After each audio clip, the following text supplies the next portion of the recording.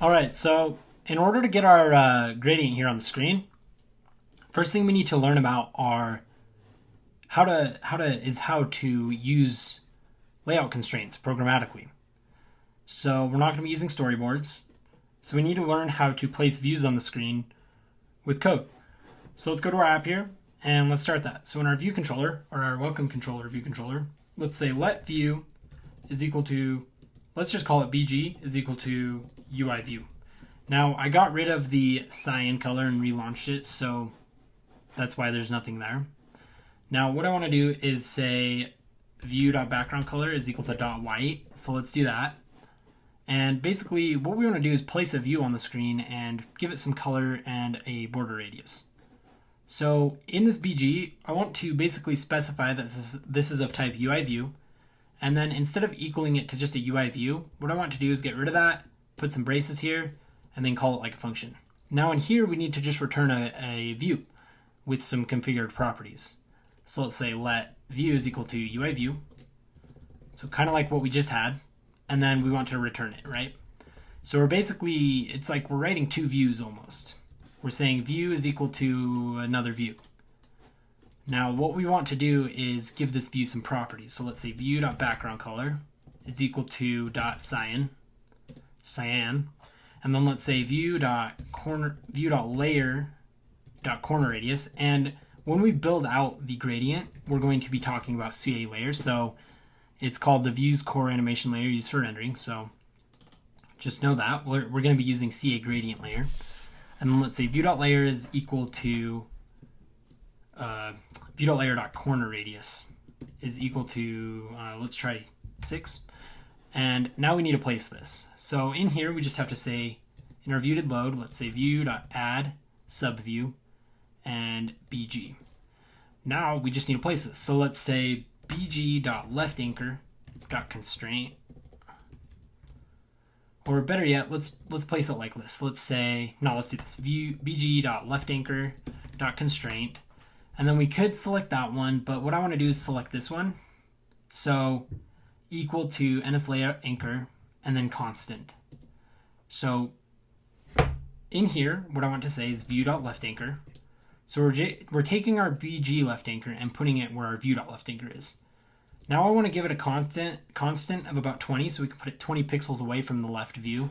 So as you can imagine, that's what this is going to be. It's going to put it about 20 pixels away from right there, okay? Now in the design, it's like 30 in this design I built, but let's use 20. And then let's say .isActive is equal to true. Now we're going to have to do this for every basically anchor. So let's copy this 3 more times and switch them up to top, left, top, right, and bottom. So we want to say top anchor, and then I'm going to copy that and place it right here. So BG top anchor to view.top anchor, and then so on. So bottom anchor, right anchor, and right anchor. Very straightforward, what I kind of just sped through. So yeah.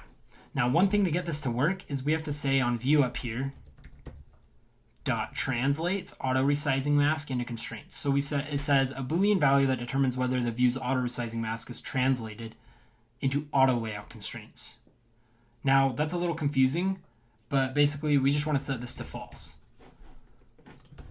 Now when we reload the app, we'll see this on the screen, and it's going to be basically what you see like in this app. I think the way I built it was, okay, it says there's an error, so I'm just going to relaunch it. Probably because I opened this.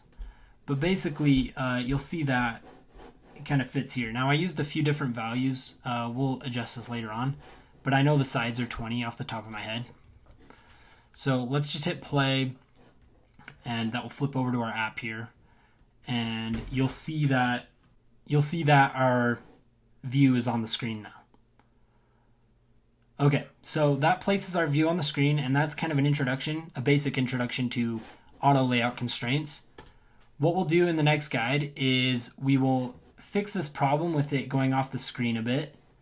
And real quick, I'll just show you how to do that. Basically, all this is that we're saying it's 20. We want to say -20 on the bottom and -20 on the right.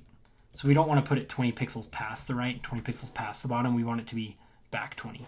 So I'll fix that. But yeah, that's an introduction to auto layout constraints programmatically.